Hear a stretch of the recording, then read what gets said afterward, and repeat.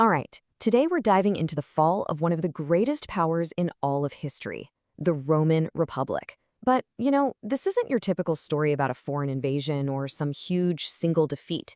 No, this is a story about a slow, painful collapse from the inside out.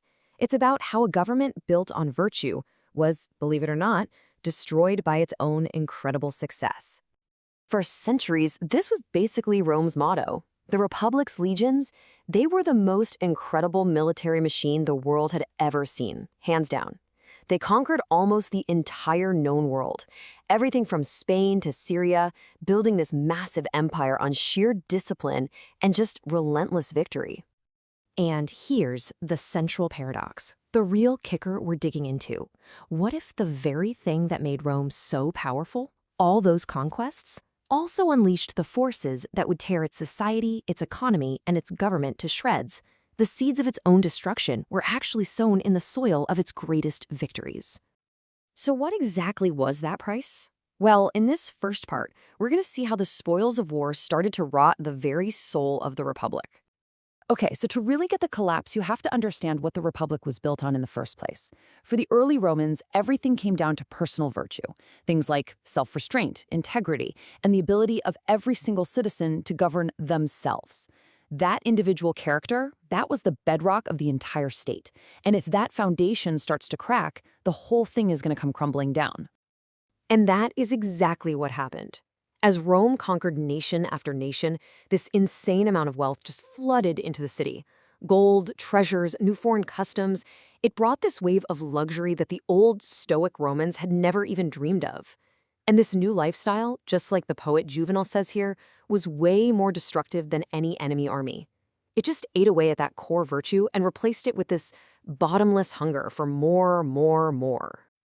Now, this moral decay didn't just happen in a vacuum, right? It was fueled by a huge, and I mean devastating, economic shift that completely rewired Roman society from the ground up. You can literally watch it happen in 4 pretty predictable steps. First, all that unimaginable wealth pours in from the conquered lands. Second, the newly super rich use that money to buy out all the small family-owned farms, which were, the traditional backbone of the Republic.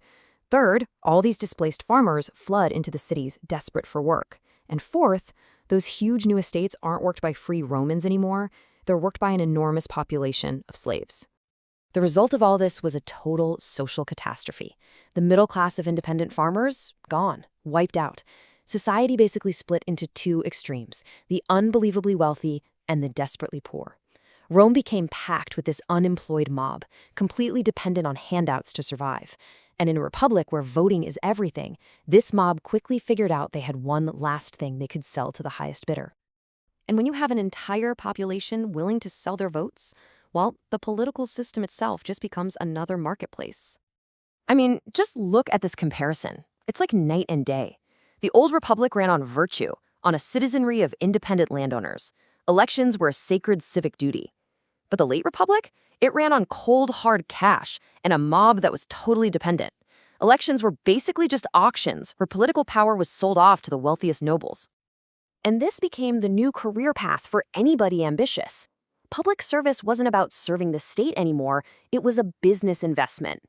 A nobleman would go deep into debt to buy an election, get himself appointed governor of a province, just ruthlessly bleed it dry for personal profit, and then come back to Rome a millionaire ready to use that new fortune to buy an even higher office. It was a vicious cycle. So with a system this corrupt, what happens when somebody actually tries to fix it? The answer, for the first time in Roman history, was political violence on a scale nobody could have imagined. The story of the Gracchi brothers is just a terrifying turning point. In 133 BC, a guy named Tiberius Gracchus tried to pass a law to give public land back to the poor.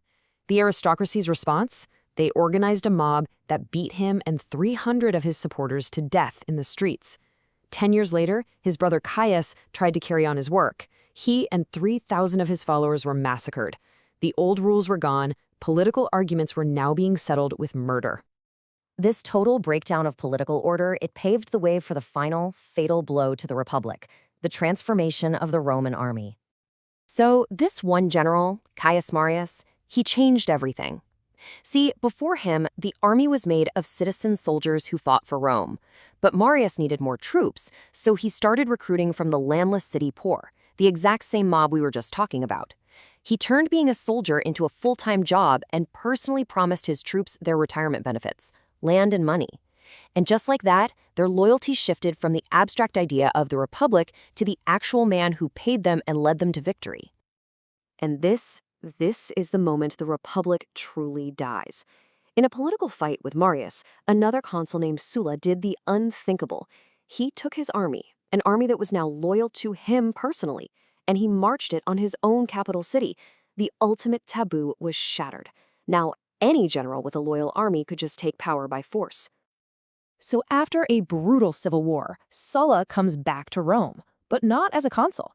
He returns as something the city hadn't seen in centuries, an absolute dictator. And what did he do with that power? Well, look at this number. That's how many wealthy citizens, we're talking senators and knights, were on Sulla's proscription lists. Their crime? Basically supporting his political rivals. They were hunted down, murdered, and their property was confiscated and given to Sulla's friends and soldiers. It was a systematic extermination of his political enemies. Sulla then passed these so-called reforms to try and restore the old aristocracy. He stripped power away from the common people and made the Senate supreme. But the incredible irony is that he did all this using the very military force that had just proved the Senate was completely irrelevant. He created an absolute government that had no real power of its own, and in doing so, he basically wrote the perfect playbook for every ambitious general who would come after him. And this brings us right back to where we started. Remember how the Republic was founded on the virtue of self-government? By this point, that was totally gone. The Roman people had stopped governing themselves, so they had to be governed by force. The Republic was a republic in name only. Sulla may have put the Senate on a throne, but he left the army holding all the weapons. And that was the new reality of Roman politics. It wasn't about laws or elections anymore. It was about legions and loyalty. It was only a matter of time before another man, someone like Pompey or, Julius Caesar, decided he wanted that throne for himself.